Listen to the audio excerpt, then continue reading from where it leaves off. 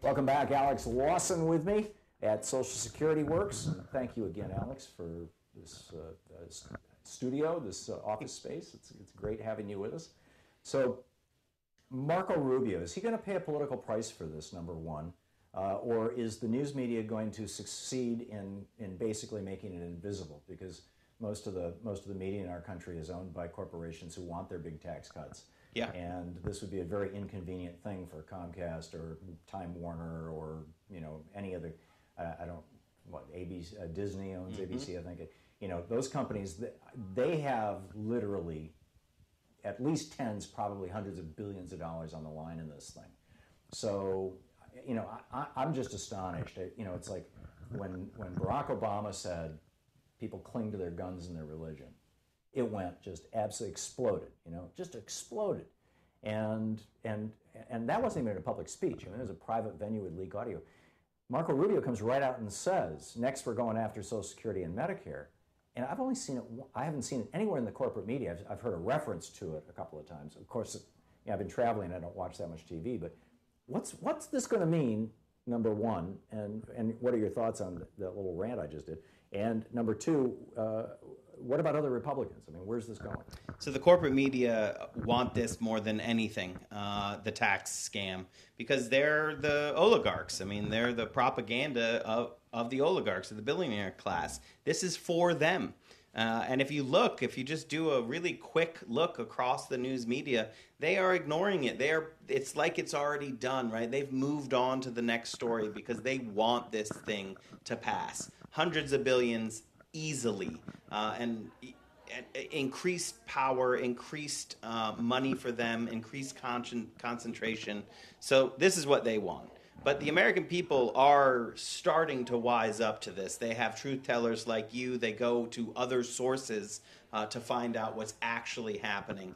And, in my day job at Social Security Works, we will do literally everything we can to make every Republican held accountable to what Marco Rubio said. We will be going to every single district that we can until our last penny to get the word out about what's going on. And when we go out into the country and we say they're coming for your Social Security, people are pissed. And then we take that outrage and we bring it back here. So we will make them pay a political price. And this fight is not over. People have to understand that it's all about this projection from them right now. That, it's done and we've got this and all. It's not over.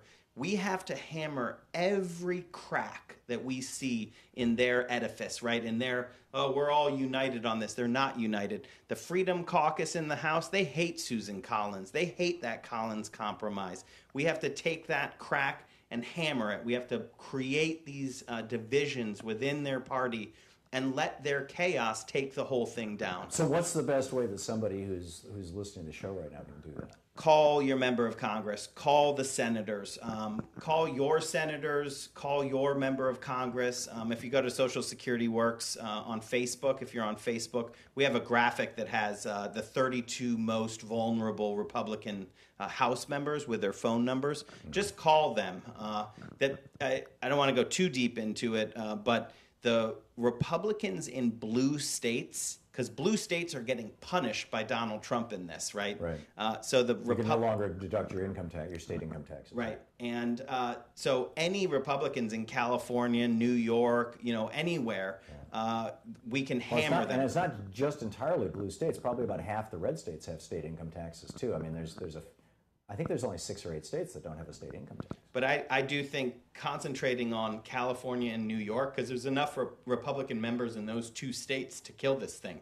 Yeah. And they're going to get hammered the hardest. Yeah. So call your members of the House of Representatives. This is now, well, it's also, if it comes out of conference, it's going to go back to the Senate too. I mean, both the House and the Senate are going to have to vote on it. Definitely. And Susan Collins has already acknowledged that she is not a for sure yes on what comes back from conference. So we have to remember we only need 3 no's in the Senate. So Susan Collins, Lisa Murkowski. Lisa Murkowski was bought, totally paid for by the Anwar stuff, right? That's her thing. Right. But if they take that out, we should still call her and we should say, your vote was bought. That's ugly. You're stealing people's health care for this. But Jeff Flake, John McCain, he did it, he voted right one time. Corker was the no, so we should continue to make sure that we put pressure there. And then in the House, we should pressure everybody in the blue state. The conferees are selected, and I think that when they're in conference, they represent all of us, right? Those members who are in that conference working on those bills. Do we know who the conferees are? We know who the House conferees are. I couldn't list them right now. Are they on your website? They're on our Facebook page, yeah. Let me see if I can find that. And, I can definitely get it to you in the break.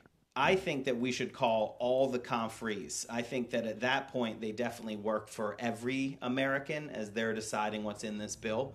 And we should hammer them with saying, do not advance this thing.